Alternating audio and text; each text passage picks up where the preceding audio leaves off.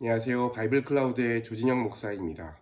오늘은 복음을 전하는 것, 전도에 대해서 좀 이야기해 보려고 합니다. 작년에 제가 섬기는 교회에서 이 어린이들을 위한 행사를 했어요. 아이들이 좋아하는 음식도 준비하고 또 흥미를 가질 만한 이 프로그램 부스도 많이 준비했습니다. 또 그 사이에 아이들이 반드시 예수님에 대한 이야기를 듣게끔 행사를 구성을 했거든요.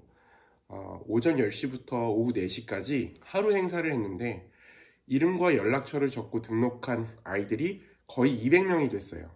저희 교회 규모를 고려하면 굉장히 많은 아이들이 온 거였거든요. 그런데 문제는 그 아이들 중에 예수님을 믿고 예배에 나온 아이가 한 명도 없었다는 거예요. 여러분도 이런 고민하시지 않나요? 전도를 잘하고 싶고 예수님을 잘 전하고 싶은데 무엇을 어떻게 노력해야 할지조차 모르겠다는 게 우리가 가지고 있는 문제이고 어려움이에요. 그런데 사도행전 2장을 보니까요, 베드로가 설교했을 때 하나님 나라에 관해서 전했을 때 3,000명이 죄를 회개하고 예수님을 믿었어요.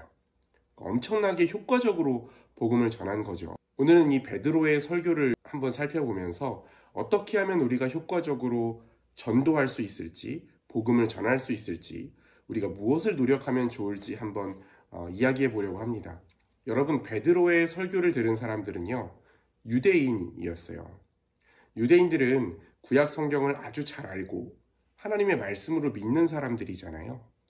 그리고 베드로의 설교를 들은 유대인들은 또 특별한 중요한 특징이 하나 있었는데요. 바로 예수님을 십자가에 못 박아 죽인 사람들이라는 것이었어요. 그런 유대인들에게 베드로가 어떻게 설교했어요? 그들이 믿는 구약 성경을 근거로 설교했어요. 지금 예수님의 제자들이 여러 나라의 방언으로 하나님의 큰 일을 말하는 놀라운 사건이 눈앞에서 벌어졌는데 이 사건은 구약 성경의 요엘 선지자가 예언했던 내용이 그대로 이루어진 것이다. 그렇게 말했습니다. 또 이스라엘 백성들이 가장 위대한 왕이라고 여겼던 다윗의 시편을 근거로 들었어요. 이스라엘의 위대한 왕 다윗은 죽어서 지금 무덤에 묻혀 있다. 그런데 그 다윗이 시편에서 주의 거룩한 자가 썩음을 당하지 않게 하시리라고 부활에 관해서 노래했다. 이 다윗이 노래한 부활의 주, 주의 거룩한 자가 바로 예수 그리스도다. 그리고 그 예수님이 약속하신 성령을 하나님 아버지께 받아서 너희가 지금 보고 듣는 대로 부어주신 것이다. 그러므로 이스라엘의 모든 사람들은 확실하게 알아야 된다. 너희가 십자가에 못 박은 예수를 하나님이 주와 그리스도로 삼으셨다. 이게 베드로 사도의 설교입니다.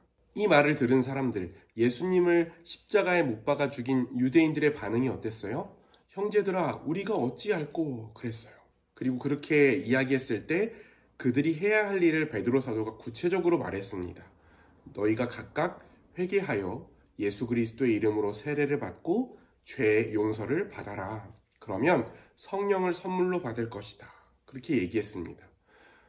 여러분, 베드로 사도는 이 설교를 듣는 유대인들이 가장 익숙하게 알고 있고 확실하게 믿고 있었던 구약 성경을 근거로 그들이 가지고 있던 생각과 그들이 얼마 전에 저지른 일, 메시아를 십자가에 못 박아 죽인 일이 아주 잘못되었다는 것을 확실하게 논증합니다. 그리고 나서도 또 여러 말로 확증하고 권하였다 그랬어요. 그리고 너희가 이 패역한 세대에서 구원을 받으라 그렇게 말했습니다. 그때의 그 말을 듣고 세례를 받은 사람이 3,000명이었어요. 여러분, 베드로의 설교를 듣던 유대인들에게 패역한 세대는 어떤 세대일까요? 하나님이 구약 성경에 약속하신 메시아를 이방인의 손에 넘겨줘서 십자가에 못 박아 죽인 세대죠. 이보다 더 패역한 세대가 어디 있어요?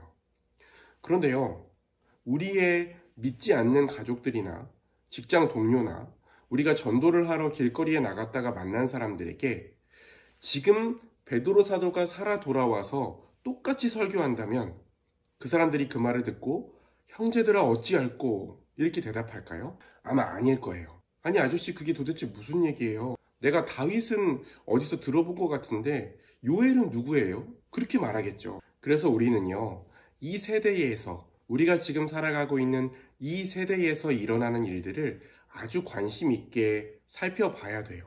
예수님을 모르는 사람들이 이 세대가 패역한 세대라는 것을 깨닫고 공감할 만한 이야기가 필요해요. 그리고 왜 예수 그리스도가 이 패역한 세대의 구원이 되는지를 우리가 알려줄 수 있어야 됩니다.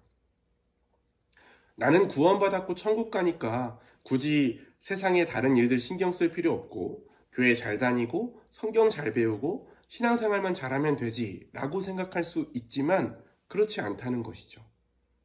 이 패역한 세대를 살아가면서 사람들이 경험하고 있는 무지와 또 부조리와 고통과 상처와 붕괴에 대해서 우리의 문제로 깊이 받아들이고 깊이 고민해야 됩니다. 그리고 예수 그리스도의 복음을 믿음으로 이 패역한 세대로부터 구원받은 사람들이 실제로 누리고 있는 자유와 회복과 기쁨과 위로와 치료와 변화를 발견하고 나눌 수 있어야 돼요. 그런데 그 구원의 증거를 어디서 발견해야 될까요? 내 생각과 내 삶에서 발견해야 돼요.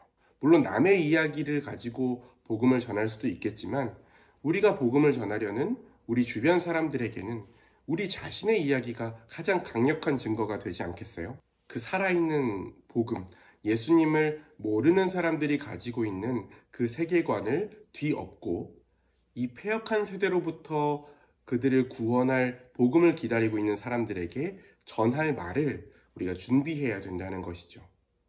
제발 한 번만 교회에 나와라.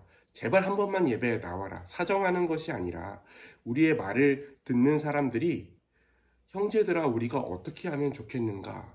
이 간절함과 두려움으로 고백할 수 있도록 대답할 말을 구체적으로 준비하는 것이 우리가 베드로 사도의 설교로부터 배울 점이고 우리가 복음을 전하는 사명을 받은 교회로서 최선을 다할 일입니다. 하루하루 살아가면서 우리가 경험하는 모든 삶에서 이 고민과 깨달음이 있었으면 좋겠습니다. 저도 같이 고민하고 기도하겠습니다. 영상 유익하셨다면 구독과 좋아요 부탁드리고요. 혹시 궁금한 점이나 제안할 것이 있으신 분은 댓글 남겨주시기 바랍니다. 영상 시청해주셔서 감사합니다.